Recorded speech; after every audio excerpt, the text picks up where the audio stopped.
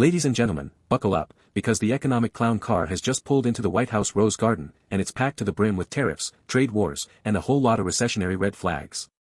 Welcome to Boss Economics World, your no-nonsense guide to the financial dumpster fire that is modern policymaking.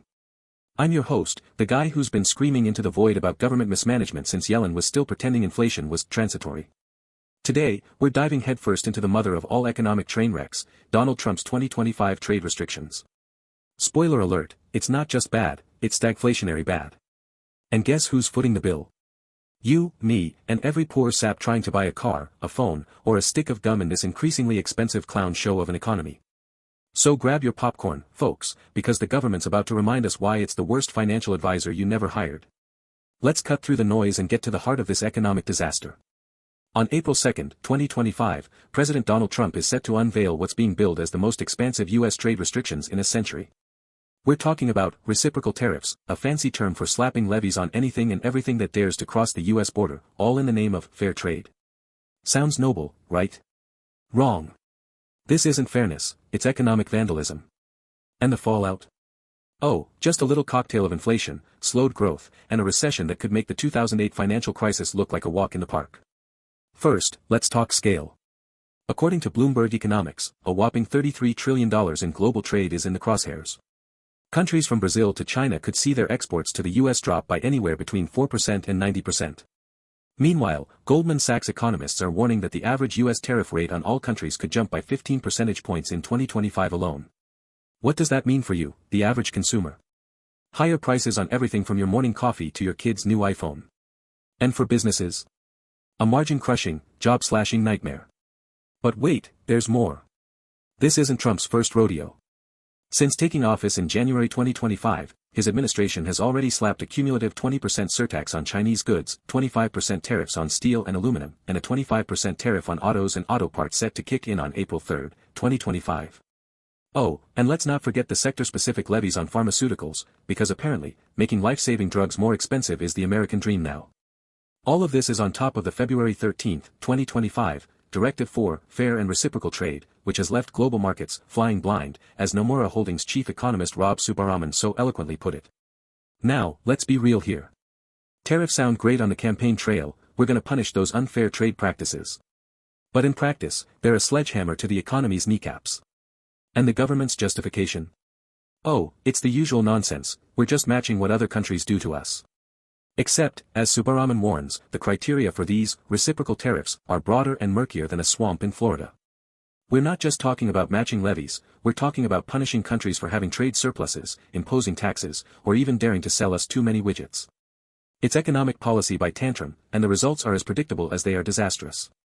Alright, let's break this down from point to surface, because the ripple effects of this policy are about to drown us all in a tsunami of economic misery. First, let's talk inflation.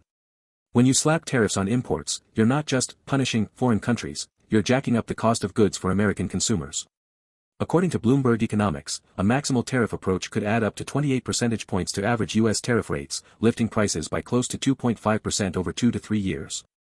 And that's on top of the inflation we're already dealing with.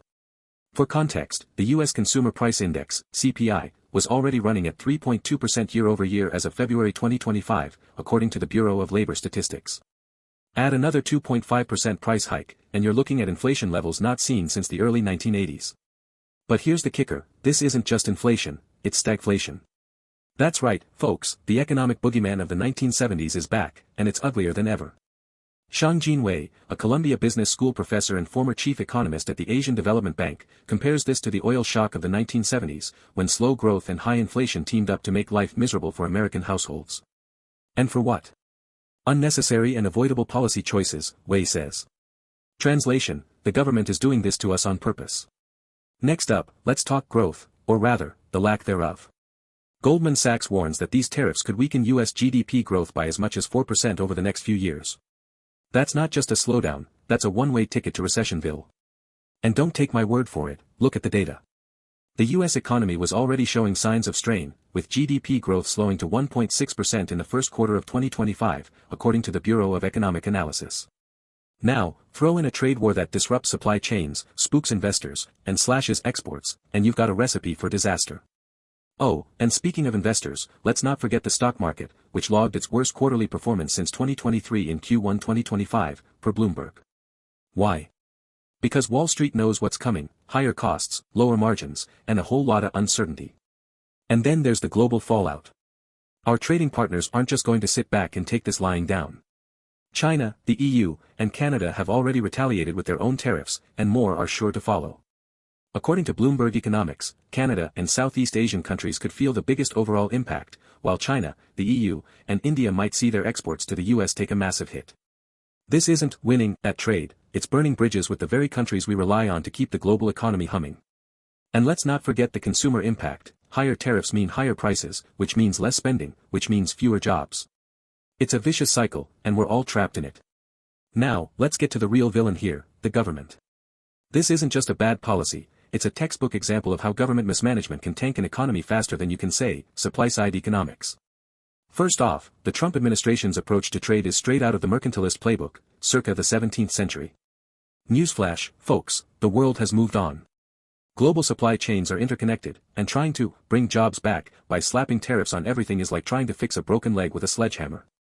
Sure, you might feel like you're doing something, but all you're really doing is making the problem worse. And let's talk about the timing. We're already in a fragile economic environment, high inflation, slowing growth, and a labor market that's starting to crack, with jobless claims rising to 225,000 for the week ending March 29, 2025, per the U.S. Department of Labor. So what does the government do? Double down on a policy that's guaranteed to make things worse. It's like pouring gasoline on a fire and calling it firefighting. And don't even get me started on the lack of transparency. As Nomura Subaraman pointed out, the world is flying blind into this announcement, with no clear details on the structure, size, or targets of these tariffs. This isn't leadership, it's chaos. Oh, and let's not forget the hypocrisy. The administration claims this is all about fair trade, but what's fair about punishing American consumers with higher prices? What's fair about forcing businesses to choose between eating higher costs or passing them on to customers? And what's fair about risking a global recession just to score political points? The truth is, this isn't about fairness, it's about pandering to a base that thinks tariffs are some kind of economic magic wand. Spoiler alert, they're not. Just ask the Smoot-Hawley Tariff Act of 1930, which turned a bad recession into the Great Depression. History doesn't repeat itself, but it sure does rhyme. Alright, let's bring this home.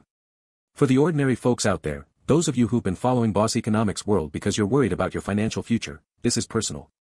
These tariffs are going to hit your wallet hard. Want to buy a new car? Better hope you can afford the 25% tariff on autos and auto parts. Need medication? Get ready for those pharmaceutical levies to jack up the cost of your prescriptions. And if you're a small business owner, good luck navigating the higher costs of imported goods and the inevitable retaliation from our trading partners. For the finance pros watching, you know the stakes are even higher. The uncertainty around these tariffs is already spooking markets, with Bloomberg's Global Trade Policy Uncertainty Index hitting its highest level since 2009. Gold is hitting record highs, the dollar is weakening, and U.S. Treasuries are climbing as investors flee to safety. And if you're in the C-suite, you're probably sweating bullets trying to figure out whether to shift production to the U.S. to avoid tariffs or just eat the higher costs and pray your margins hold up. So there you have it, folks, the Trump administration's master plan to fix the economy by breaking it even more. Higher prices, slower growth, and a recession that could make the 1970s look like a golden age. And who's to blame? You guessed it, the government. The same government that brought you 20% inflation in the 1970s, the dot-com bubble in the 2000s, and now the tariff tantrum of 2025. But hey, at least we'll have fair trade, right? Wrong. All we'll have is a front-row seat to the greatest economic faceplant since the Smoot-Hawley debacle. So, to President Trump and his merry band of economic vandals, I say this: thanks for nothing. And to you, the audience, I say, keep watching Boss Economics World, because if the government's gonna keep screwing us, someone's gotta keep calling it out. Until next time, stay savvy, stay skeptical, and for the love of all that is holy, stay out of this economic clown car.